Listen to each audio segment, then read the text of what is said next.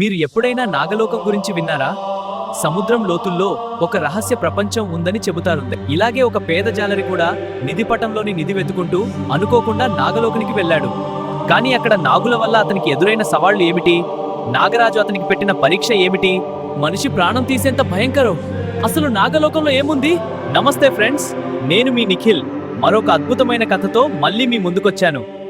సముద్ర తీరానికి దగ్గరగా ఉన్న చిన్న మత్స్యకార గ్రామంలో రామయ్య అనే పేద జాలరి ప్రతిరోజు జీవనం కోసం పోరాడేవాడు. కానీ ఆ రాత్రి అలలు అతని జీవితాన్ని మార్చే రహస్యాన్ని దాచుకున్నాయని అతనికి మాత్రం తెలియదు. సముద్రంలో ఒక విచిత్రమైన నీలికాంతి మెరుస్తూ కనిపించింది. రామయ్య పడవ ఆ కాంతి దగ్గరకు వెళ్ళినప్పుడు అతని గుండెల్లో తెలియని భయం మరియు ఆశ కలిసిపోయి ఒక విచిత్రమైన అనుభూతిని కలిగించాయి. ఆ కాంతి మధ్యలో నీటిలో తేలియాడుతున్న ఒక పాత ఇనుప పెట్టె కనిపించింది. దాన్ని చూస్తూనే రామయ్యకు అది సాధారణమైన వస్తువు కాదని, తన జీవితాన్ని పూర్తిగా మార్చే రహస్యాన్ని దాచిందని అనిపించింది. చాలా జాగ్రత్తగా ఆ పెట్టెను పడవలోకి లాగి తెరిచినప్పుడు లోపల ఆ పాత చర్మంతో చేసిన ఒక పటం కనిపించింది. ఆ పటంలో పాము గుర్తులు మరియు తెలియని రహస్య మార్గాలు కనిపించాయి.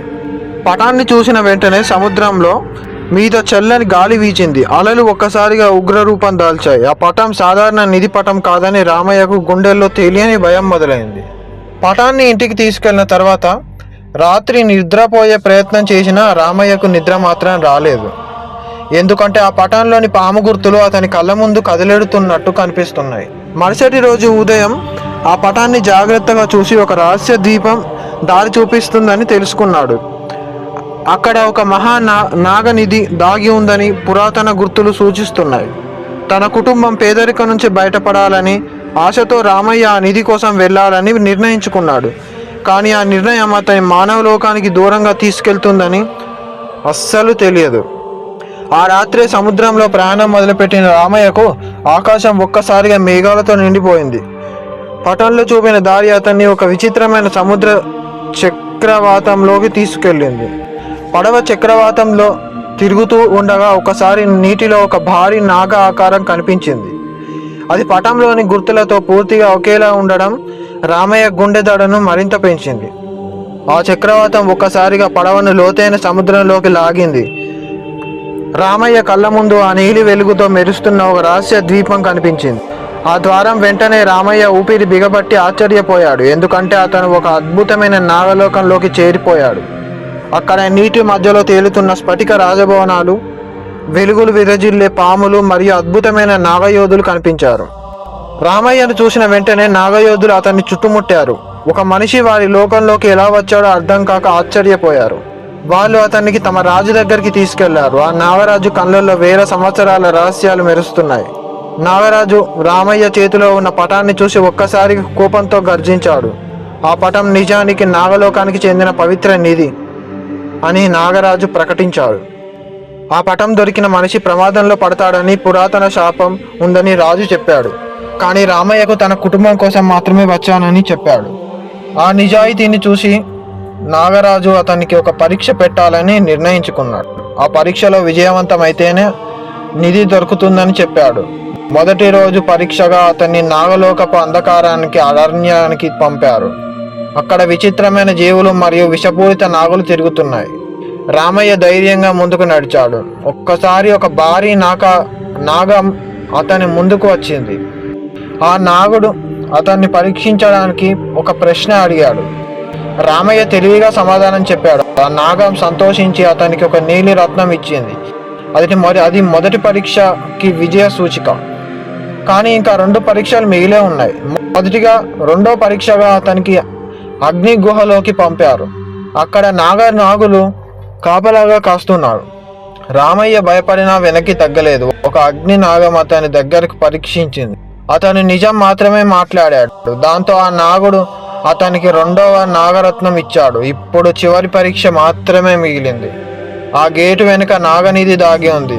కానీ అక్కడ ఒక భయంకరమైన రాక్షస నాగం కాపలా ఉంటుంది. రామయ్య ఆ గేటు ముందుకు నిలబడ్డాడు. వచ్చి రాక్షస నాగం ఒక్కసారి అతని మీద దాడి చేసింది. రామయ్య తప్పించుకొని రత్నాలను చూపించాడు. అవి నాగరాజు ఇచ్చిన పరీక్ష గుర్తులు. రాక్షస నాగం దాడి ఆపింది. గేట్లు మెల్లగా తెరుచుకున్నాయి. లోపల అపారమైన నిధి మెరిసింది. కానీ అదే సమయంలో నాగరాజు మళ్ళీ కనిపించాడు. అతను రామయ్యను చూసి చిరునవ్వు నవ్వాడు. అతని పరీక్ష ఇప్పుడే మొదలవుతుంది అని చెప్పాడు. ఆ పరీక్షలో విజయం సాధిస్తేనే రామయ్యకు తిరిగి మానవ లోకానికి వెళ్ళగలడని నాగరాజు ప్రకటించాడు. నాగరాజు గంభీరంగా రాజయ్యను చూసి చివరి పరీక్ష చాలా కఠినమైనది అని చెప్పాడు. ఎందుకంటే నాగలోక నిధి పొందే ముందు ప్రతి మనిషి తన లోభాన్ని జయించాలి అని పురాతన నాగ నియమం ఉందని ప్రకటించాడు. రామయ్య ముందుగా బంగారం, వజ్రాలు, ముత్యం ఒక్కసారిగా మరింత ప్రకాశిస్తూ కనిపించాయి. ఆ సంపదను చూసి ఏ మనిషి అయినా లోభానికి లోనవుతాడు. కానీ నాగలోకం అతని హృదయాన్ని పరీక్షిస్తుంది. నాగరాజు చెప్పాడు, ఈ నిధి అంతా నీది కావచ్చు, కానీ ఒక నిబంధన ఉంది. ఈ సంపద తీసుకుంటే నువ్వు ఎప్పటికీ నాగలోకాన్ని వదిలి వెళ్ళలేవు. ఆ మాట విన్న రామయ్య గుండె ఒక్కసారిగా బరువైంది. ఎందుకంటే అతనికి తన భార్య, పిల్లల ముఖాలు గుర్తొచ్చాయి. నాగలోకంలో ఉన్న నాగులు మాత్రం చల్లగా చూస్తూ ఉన్నారు. ఎందుకంటే వారికి మానవుల బలహీనతలు బాగా తెలుసు. రామయ్య కళ్ళ ముందు బంగారం మెరుస్తున్నా అతని మనసులో మాత్రం కుటుంబమే కనిపించింది. ఒకసారి నాగలోకం నేల మాత్రం గట్టిగా కంపించింది. ఒక భారీ రాక్షస నాగం గుహలోకి వచ్చి గర్జించింది. ఆ రాక్షస నాగం నాగరాజుకి కాపలాదారు. అతని పని మనిషి లోభాన్ని పరీక్షించడం.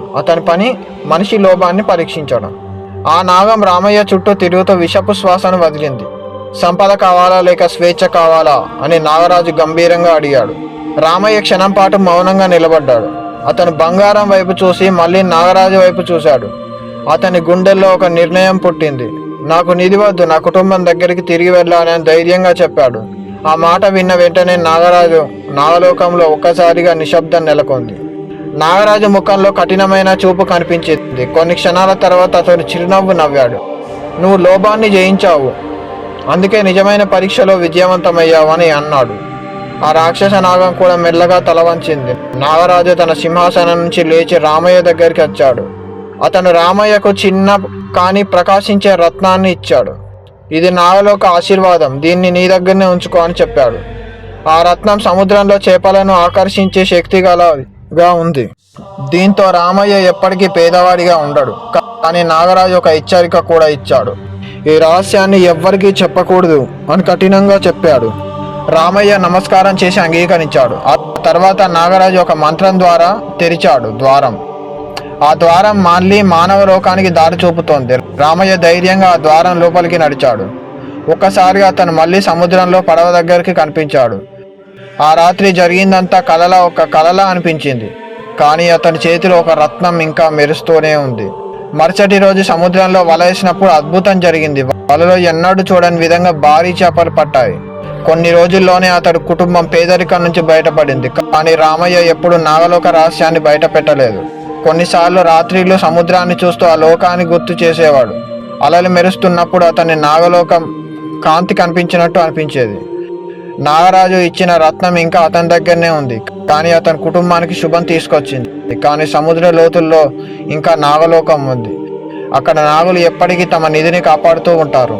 మనిషి లోభం అక్కడ పరీక్షించబడుతుంది. ధైర్యం మరియు నిజాయితీ ఉన్న వారికి ఆశీర్వాదం దొరుకుతుంది. రామయ్య కథ ఈ గ్రామంలో ఒక రహస్య గాథగా మారింది. కానీ నిజం మాత్రం అతనికే తెలుసు. సముద్రం ఇంకా ఎన్నో రహస్యాలని తనలో దాచుకుంటుంది.